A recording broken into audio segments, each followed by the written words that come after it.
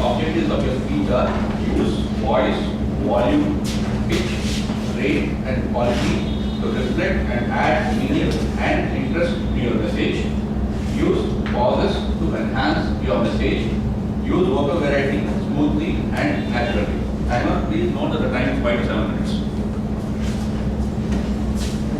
In the spring of 1969, at the peak of an astonishing athletic career, the future looked bright for 24-year-old John Baker. One of the fastest runners in the world, he was preparing to represent himself for the 1972 Olympics, United States. People who have known John Baker have never imagined that he will never become a runner. For he actually joined the high school track and field meet to encourage his friend, to motivate his friend. But that shaped the course of his life and he became the runner.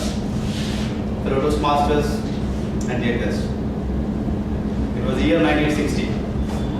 The first meet of the year was at the foothill of the mountain hill named Sandia Crest. All eyes were on the reigning champion, Lloyd. At the crack of the gun, as expected, Lloyd led the race. After a few minutes, runners disappeared one by one behind that far hill at the far turn of the race course.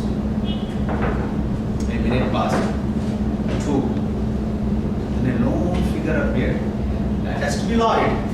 Then someone exclaimed, "Unbelievable, that's Baker!" Leaving a field of startled sprinters far behind, John Baker won the race and set the new meet record. His friend came forward, hugged him and asked, "How did you manage, John?" He said, "Halfway, running behind all, I asked myself a question. Am I doing my best? I set my eye on the runner right in front of me. Only one thing mattered. Catch and pass. Came and go after the next one. And I don't know what really happened after that." It did not stop there.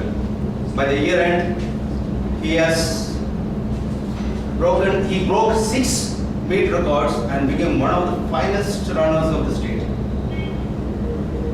After the graduation, he joined Aspen Elementary School and he prepared to cross for his Olympics. At his playing field, there were no stars among the kids and no criticism for lack of abilities. Only one thing mattered. Each kid do his or her best. This fairness, along with that sincere concern for his kids, has sent his names across the campus and among the family and the friends in circle. And all of a sudden the measurement, speed music comes. We have a coach who really cares. It was early 1969. He was feeling that he's tiring prematurely. Even later, he visited the doctor. And the doctor confirmed the worst. He has cancer. They estimated 6 more months of life for John Baker. Now John Baker was facing the grim reality of the life.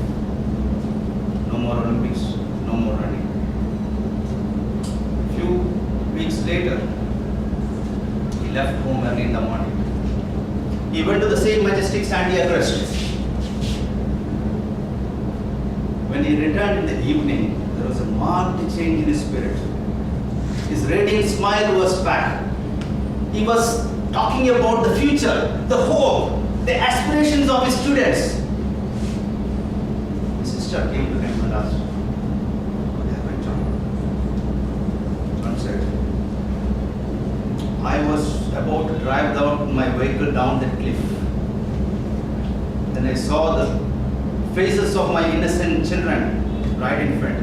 All throughout I have been telling them to do his or her best. What sort of legacy will leave behind if I commit suicide? Whatever happens, I want to live the rest of my life for my kids." Meanwhile, letters in praise of John Baker was appearing and arriving in school every day for helping the timid kid, encouraging them, for helping them to realize their passion. After a few more days, May 1969, he met the doctor, and the doctor said his cancer has spread also. He advised chemotherapy. He was advised chemotherapy. He said, I don't want to undergo. I want to live my life with full of energy and I want to commit my life for my kids. This will slow me down. A few days passed by. He was admitted to the hospital for the final time. He held his mother's hand in his hand, in his palm, and said, I'm sorry, Mom. I'm such a difficult child for you. And he closed his eyes. That was the end of John Baker's story. But another story was about to begin. Children at the Aspen school started calling the school John Baker School. The change of name spread like wildfire. A water referendum was called for to decide whether the school has to be renamed. 1,500 families in the neighborhood came forward for voting. All 1,500 voted for the change. School name. Now today, the Aspen Elementary School is named as John Baker School, which is a standing monument for the courage and grit of a great man. He did not come to the situation, he faced the reality with the gut. John Baker has influenced my thoughts. A couple of years back, I was going down, I was sinking. I was going down under the weight of non-existent pressure, peer pressure. People around are growing and people around, what is success, where I want to go. As my friend explained earlier, Sarat explained earlier, I could not measure my growth pattern.